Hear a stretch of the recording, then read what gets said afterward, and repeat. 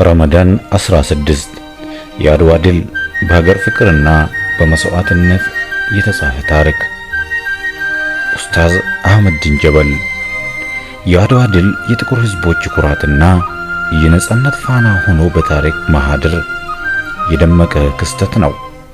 የአድዋ ድል የተመዘገበው በየካቲት 23 ቀን 1888 ወይም በሂጅራ አቆጣጠር ረመዳን 13 ዓመተ ሂጅሪ ላይ ነበር።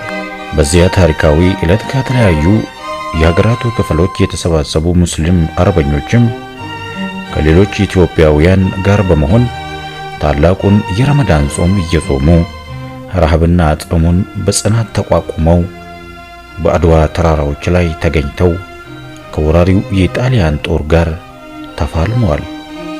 በርካቶችም ለሀገራቸው ሉዓላዊነት፣ ለእምነታቸው ነጻነትና ለወገናቸው ክብር ሲሉ ነጻነትን ከነፍሳቸው አስቀድመው የማይጠፋ የታሪክ አሻራ አሳረፉትና ታላቅ መስዋዕትነት የከፈሉበት ዕለት ነው።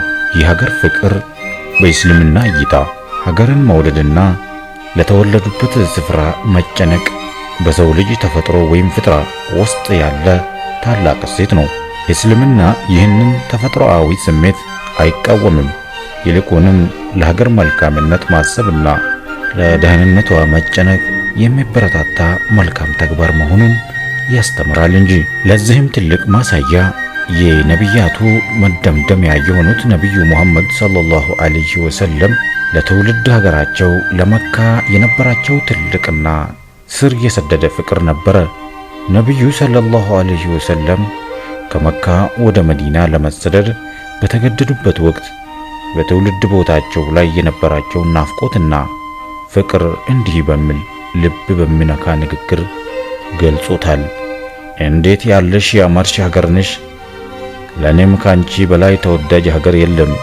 ሕዝቦችሽ ባያስገድዱኝና ባያስወጡኝ ኖሮ ካንቺ ውጪ ሌላ ቦታ አልኖርም ነበር ብለው ተናግረዋል። ለሀገር፣ ለእምነት፣ ለወገን መስዋዕትነት መክፈል። ለሀገር፣ ለእምነትና ለወገን የሚከፈል መስዋዕትነት በእስልምና አስተምሮት ትልቅ መንፈሳዊ ትርጉም ያለው ሲሆን ሀገርን፣ ክብርንና ንብረትን ከወራሪ ኃይል መከልከል ተራ ተግባር ሳይሆን በመስዋዕትነት ወይም በሸሂድነት የሚቆጠር ተግባር ነው። የአላህ መልእክተኛ ሰለላሁ ዐለይሂ ወሰለም ይህንን እውነት በአራት መሠረታዊ መስፈርቶች እንዲህ አጽንቶታል። ንብረቱን ወይም ሀብቱን ሲከላከል የተገደለ መስዋዕት ነው ወይም ሸሂድ ነው። ቤተሰቡን ወይም ክብሩን ሲከላከል የተገደለም ሰማዕት ነው። ሃይማኖቱን ሲከላከል የተገደለም ሰማዕት ወይም ሸሂድ ነው። እንዲሁም ነፍሱን ወይም ደሙን ሲከላከል የተገደለ ሰማዕት ነው ወይም ሸሂድ ነው። አቡ ዳውድና ትርሚዚ ነው የዘገበው። ትናንት በታሪክ እንደታየው ዛሬ በገሃድ እንዳለው ወይም ነገም ጠላት በአየር፣ በየብስ፣ በባህር ወይም በማንኛውም መንገድ ሀገርን፣ ሕዝብህን፣ ሃይማኖትህንና ክብርህን ለመድፈር ቢመጣ ይህንን ወራሪ ኃይል በጽናት መመከትና መታገል የተቀደሰ ተግባር ነው። የአድዋ አርበኞች የጾም ጽናትና ከመስዋዕትነት ጋር አጣምረው የተዋጉት መሬታቸው እንዳይወረር፣ ክብራቸው እንዳይገፈፍና ማንነታቸው እንዳይደፈር በመሆኑ ተጋድሏቸው ጠንካራ ሃይማኖታዊ መሠረት ያለውና ለሀገር ሉዓላዊነት የቆመ ነበር። የመስዋዕትነት ዋጋና የክህደት ውርደት። ትናንት በታሪክ ማህደር ደማቸውን ያፈሰሱ አርበኞች ለዛሬዋ ሀገር መሠረት ለመጣል ታላቅ መስዋዕትነት ከፍለዋል።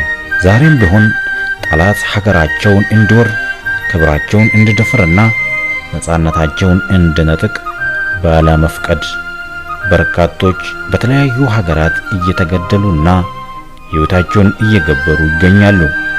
ነጻነት የሚረጋገጠው ከዚህ መራራ መስዋዕትነት ውጪ ሌላ መንገድ የለውም።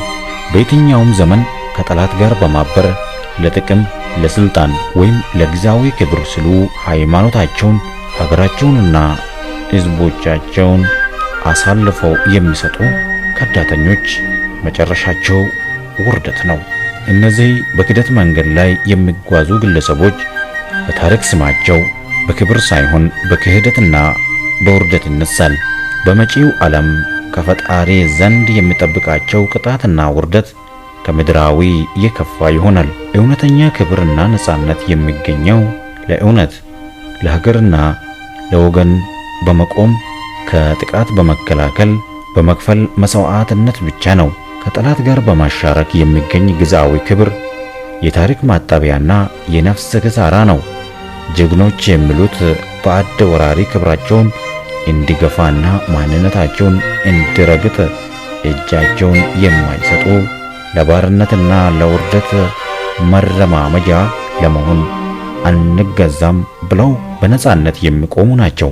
እነዚህ ብርቅዬ የሀገር ልጆች ለነጻነትና ለፍትህ ሲሉ ውድ ሕይወታቸውን ለመስዋዕትነት አሳልፈው ይሰጣሉ። ይህም በመሆኑ በታሪክ ማህደር ስማቸው በወርቅ ቀለም ተጽፈው ለትውልድ ሁሉ ኩራትና አርአያ በመሆን ለዘላለም በክብር ይታወሳሉ። ከ130 ዓመታት በፊት አባቶቻችን የረመዳን ጾም እየጾሙ ወኔ በተሞላበት ተጋድለው አድርገው ለሀገራቸው ዋጋ ከፍለዋል። እኛም ዛሬ የረመዳን ጾም እየጾምን የአድዋን ድል ስናከብር ለዛሬው ነጻነታችን ደማቸውን ያፈሰሱና አጥንታቸውን የከሰከሱ ኢትዮጵያውያን ዜጎችን በታላቅ ክብር እናስባለን። እንኳን ለ130ኛው የአድዋ ድል በዓል በሰላም አደረሳችሁ። ኡስታዝ አህመዲን ጀበል